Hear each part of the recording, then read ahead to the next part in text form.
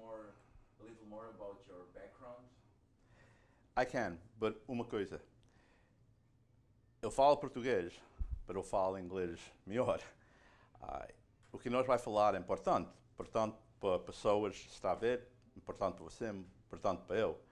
So, para fazer coisa certa, eu vai fazer todo o interview em inglês. Isso é ok? Sure. Obrigado, obrigado. So, I didn't hear what you said.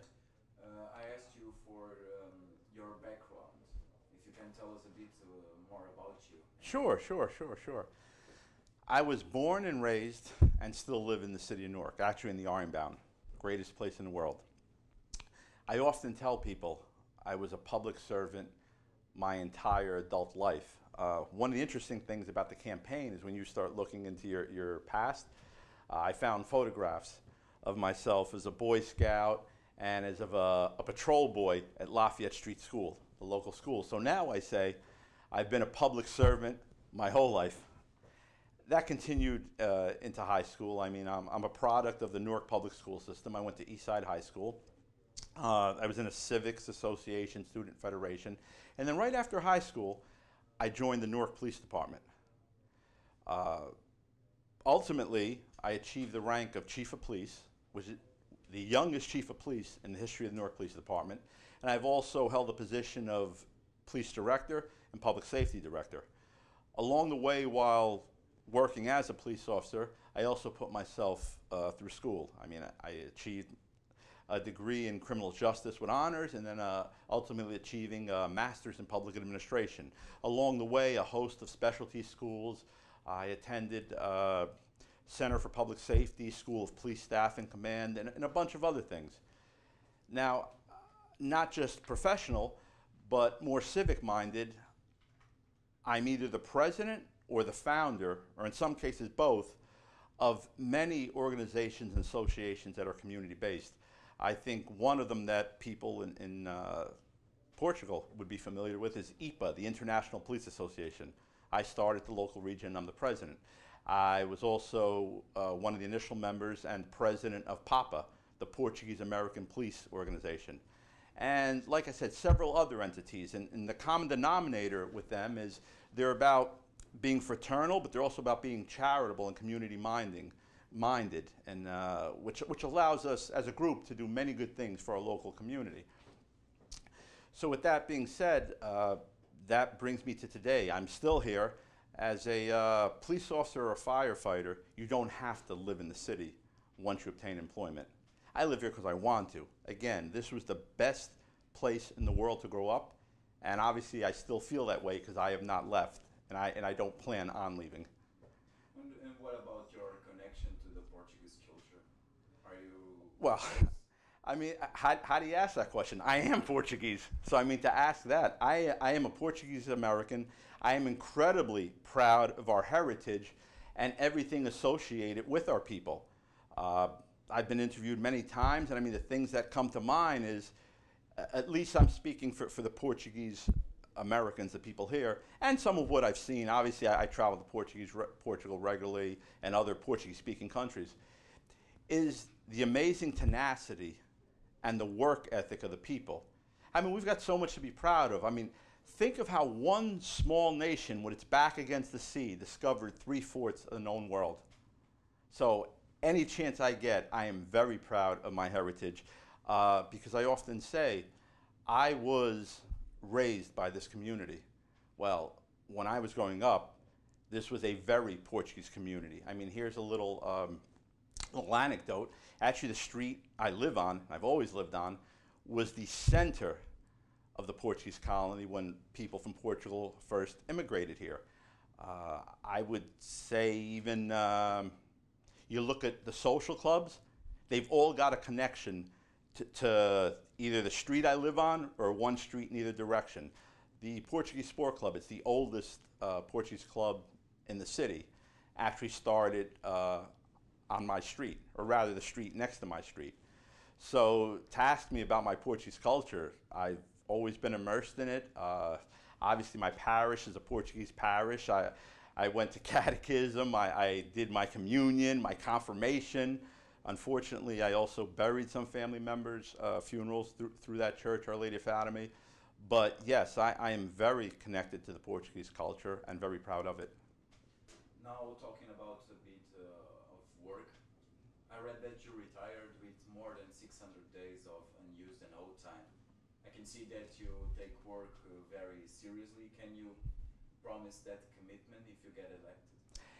Everything I do, everything I've done since I was a child, I've always done with passion, and I've always gone 150%. What you're bringing up is a good point. Most of that is I've never taken a sick day in over 20 years. I mean, short of being injured while working, but as far as being sick, never took a sick day. Vacations, very few vacations. Listen, they often say that if you love what you do, you never work a day in your life. The police department, policing public service, that was always my passion. So I didn't really miss not being on vacation. Every day was an adventure. And to do something and see the immediate results of that, which I did because, as I said earlier, I live in the community.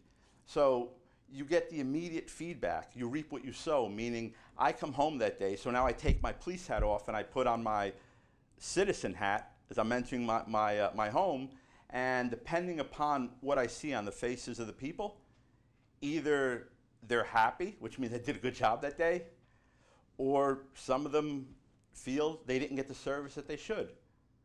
And if that happens, then I have to find out why and I have to fix it. Okay, I've applied that to everything, to my schooling, to my growing up, obviously to the police department. I had a wonderful career, and certainly as a councilman, that will apply, certainly.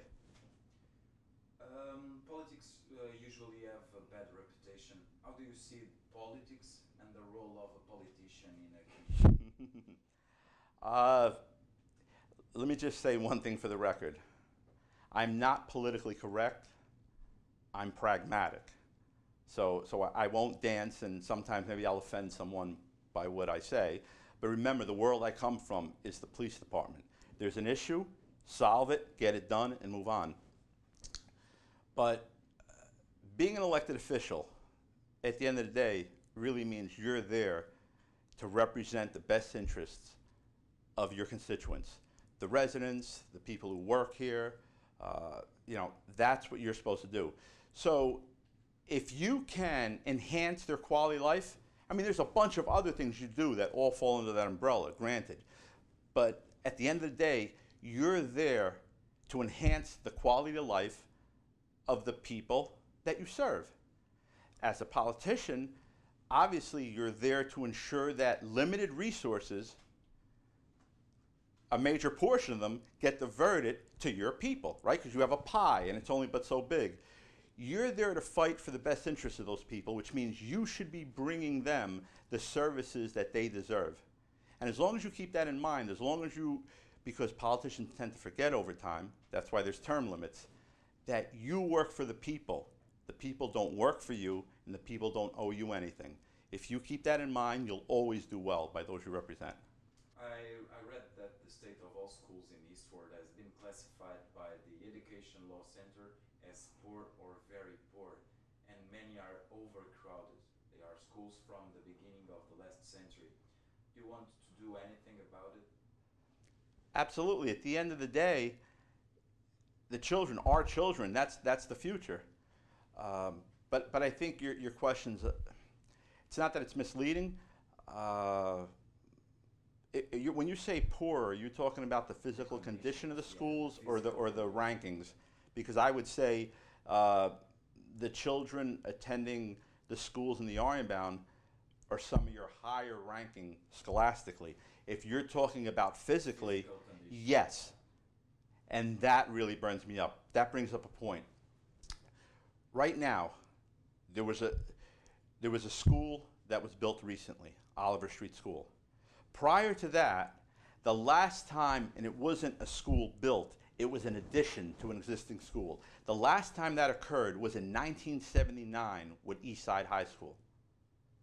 How do you explain that where in other parts of the city, You've gotten 3 brand new schools built in about 5 years. I'm not saying an old school and fixing it up, rehabilitating it. I'm not saying that. I'm saying brand new construction. Yet you don't have it here. Why? Where is that voice? Where is that push saying, hey, we're paying, give us what we deserve. Build more schools here. Enhance the infrastructure. At the end of the day, the Ironbound is the economic lifeblood of this city. This is the place that everybody talks about. This is the place in Newark. So build it up. Build up infrastructure. Build up the community. Do things, and I'm going to keep going back to this, that will increase people's quality of life. And the roads are also not in the best conditions. They have a lot of holes and they are not good. Do you have a project in mind to solve this problem? Or When you say project, I don't know how much into the weeds, into details you want to get, but yes, obviously, if I spent my whole life as a problem solver, oftentimes not in sterile, clean conditions, usually during times of major crisis. That means, yes, obviously, I have multiple plans, but more importantly, I also know that I don't know everything, and I'm smart enough to know that I should surround myself with people who know more than me to address these issues. You're talking about the streets. I know it's not that bad in other parts of the city. There are many things that have to be done. And I know you didn't ask about parking, but there's so many simple things, from audits of spaces to actually traffic studies. But streets themselves, here's where people play politics. Now, as far as repaving and everything, a major portion of that sometimes falls outside the city, meaning the state and everything else. However, let's not forget this. The city has the main obligation for maintenance of those roadways. So every now and then a street will get paved. Unfortunately, we don't see it in the Ironbound as much as we do in other parts of the city. But how about the potholes the size of craters that the city has the obligation to fill and maintain and isn't doing, at least here in the Ironbound? Like I said, I've seen it in other parts of the city. So when you say a plan, yeah, I think it doesn't take much of a plan to say, hey, you know, what's wrong? Why isn't this being done? If it's not being done, then give us the reasons. It's about accountability. In my former life as a chief of police, I couldn't just say, be told, hey, there's a problem there. Okay, I'll look at it. No. Problem solving. There's a problem. Okay, here's the problem. What are we going to do? Well, this is the best option. Okay, this is the best option next. Rapidly deploy it. Put it into action. Perfect. It's put into action. Follow-up. Is that really the best choice now that we've done it? If we fix the problem, if no, then readjust our plan. If it worked, fine. Then follow up later to make sure that things remain working as they should. That's not happening now. There is no accountability. There is no follow-up. It doesn't take much to make some of these improvements. And projects to encourage companies to come to the Ironbound, do they exist, or do you plan to bring more or new enterprises to Ironbound? I'm laughing for this reason, and it's before I address that, because what you're really talking about is development. Yeah. It's one of the issues I mentioned earlier. I mentioned parking, I mentioned development. Development's a big thing. And I don't know, there's two ends of a spectrum, and maybe three things occurring. And what I mean by that, I know this may be hard to translate and everything else. On one hand, you have people that want to put their head in the sand and say, change is not coming. Okay? Obviously, we know that's not true. Forget about change coming. Change is here. Or you have people on one end of the spectrum that say, no change at all is good. We must remain in a time capsule and do nothing. The other end of that spectrum is unbridled development, unregulated, no input from the community. That too is horrible. The answer is balanced development. But before I go into that detail, the biggest issue right now that exists is the process.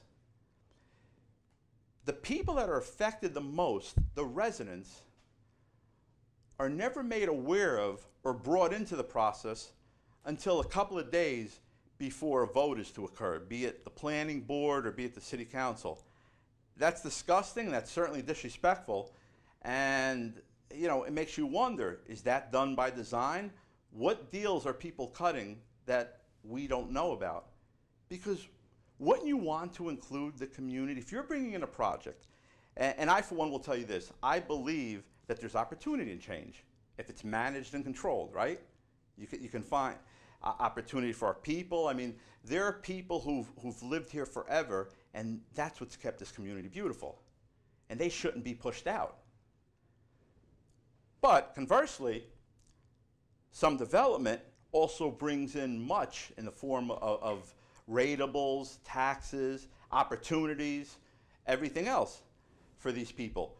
So why shouldn't they know about it before it occurs? Why shouldn't people hear their voice? Why shouldn't their input be required? In addition, the developers, because then you have a win-win situation. I think a lot of the problems now is simply this: you have two different camps. They never talk till the day before. As a representative, it's my job to first of all, if you're the developer, time out. Before you do this, let's go back. We have studies, we have plans, let's fall within the rules, right? Two, now you involve the community that will be most affected by it. I would think you would want to do that anyway, because once you bring people on board and you get them to buy in, it's a win-win situation, and projects occur much better for everybody. That's simply not happening now, and it blows my mind why. You were asking also about projects to bring people in. Sure, you should be a cheerleader and bring people to see the beauty of this place, particularly, and invest in it, particularly if it's going to benefit the people that are living here. But to do that, you have to create a system that makes it easier, doesn't put up a hurdle. Example, before we sit here and we reinvent the wheel, one of the things in policing or everywhere else, you look at best practices. You know, like I said, I've studied with police departments all over the world because I'm smart enough to know I'm not the smartest person in the world. So let's look at what's worked in other places. You look at what other cities are doing that have boomed, that are doing very well. A lot of what they do is they have one-stop shop, meaning if you're coming in, the information, the forms, everything you need to know and to do is available in one place. So that makes it easier. People want to come in and do stuff. There's programs with the state. The UEZ, they just brought it back again. There's a lot of things that are happening that make it attractive for people to want to do that, to want to develop and to want to build here. Don't get me wrong, my preference is always for the mom and pops, the small businesses, the people from the community. They should always have first shot at anything because they're the ones that have lived here forever. If their product is as good as someone else's, then they get first shot. And all these things, you as a councilman, you have a lot of influence on. People don't realize it. So use that influence to make your community better. One last question. What's your opinion about your opponent and his word for the last 20 years here in Eastward? Again, I've said it. I've said it earlier. I'm not in a position to speak negative. My entire campaign has been positive. You know, me and my people, I swore, we concentrate on what matters. The residents, the people here, and the issues. That's all I want to talk about. I'll say this. I'm an idealist. I believe in the good in people. I believe everybody starts out with good intentions. 20 years ago, I was a supporter of the current councilman, as were many, many other people down here. Again, maybe it's the system, maybe it's complacency, maybe there's a reason even the President of the United States only gets 8 years in office. I mean, the councilman ran on a platform of 4 or 8 years max, because the individual that he ran against was here 20 years. He is now seeking an unprecedented sixth term, 24 years. My opinion, the opinion of the people I talk to, he's lost touch with the residents. He's lost touch with the community. He's not accessible. He's not approachable. He's not responsive. He doesn't provide a straight answer. If he does, it changes from day to day. So these are what the people who helped put him there are saying. You know, you did good at the beginning. We give you that. You tried. But lately, nothing's being done. And I repeat, I'm a positive person. I've been that way my whole life. I'm not going to change at this stage in my life. Therefore, I carry on a very positive campaign. The attention should be on the issues and on the people. But it's sad, and I'm actually disheartened, that my opponent doesn't feel the same way. I mean, I'll say this to you. I was annoyed but not surprised by his tactics. Rather than sticking to issues, rather than addressing the needs of his constituents, rather than engaging in an open debate about the issues or about anything for that matter, he chose not to do any of that. But what he does do is spread ridiculous, disgusting lies about me and about many other people. And I guess he thinks it's effective. I mean, I don't think it is, because people actually are turned off by it. Most people are good. They don't like to hear that. But every day, either he'll do it online, he'll do it anonymously with a letter, or he'll do it with a letter that'll put his name on, or he'll do it during an interview, or he'll do it with an ad in one of the local papers. But at the end of the day, a lie is still a lie. I've made a conscious decision not to address that. But make no mistake, simply not addressing it doesn't add credence to what he's saying.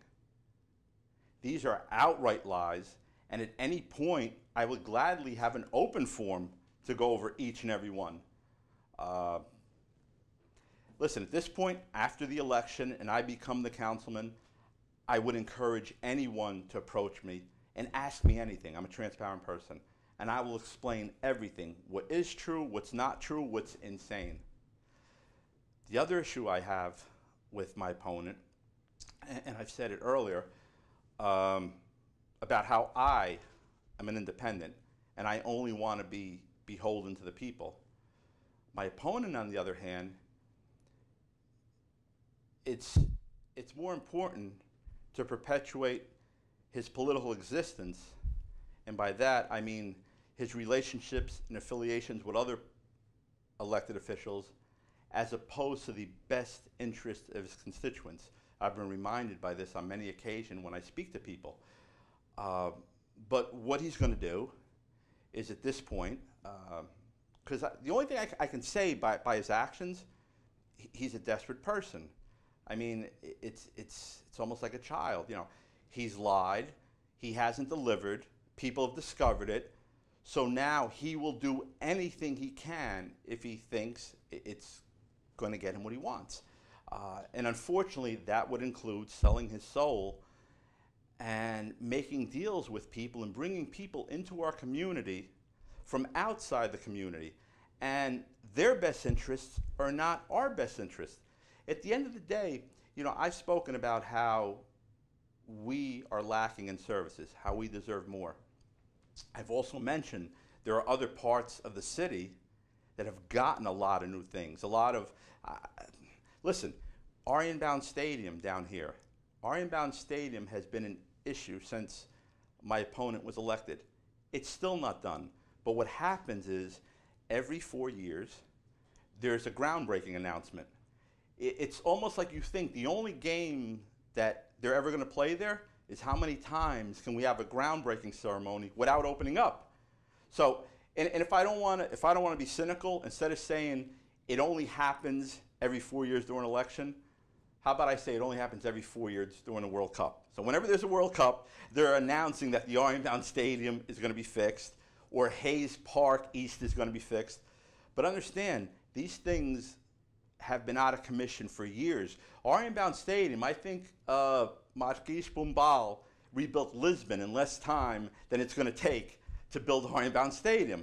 And I mean, I'm saying it as a joke, and it would be funny if it wasn't so sad for the people that live here.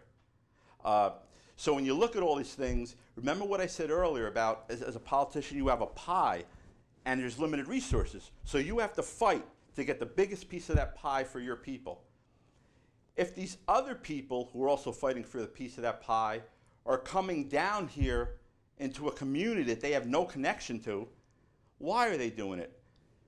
Because with whatever alliance they have with the current councilman, or whatever weakness they see in him, it enables them to get more at our expense. And they know I'm not going to stand for that. I'll fight for what's ours. I keep repeating it. This is the best community in the city. We pay the most taxes. We deserve more, and we deserve better. So, and I'm trying to skirt the issue. I'm stating facts to you. I'm not smearing. I'm not lying about people. Everything I'm saying can be verified. I really, really wish, again, I'm idealistic, that this would have been a campaign concentrating on the people and on the issues. But just because my opponent's chosen to make it a smear campaign and everything else, I refuse to do that. When they go low, we go high. And the people see that, and that's why the people, God willing, will elect me as their councilman this June 12th. Thank you very, very much. Thank you. Good or bad?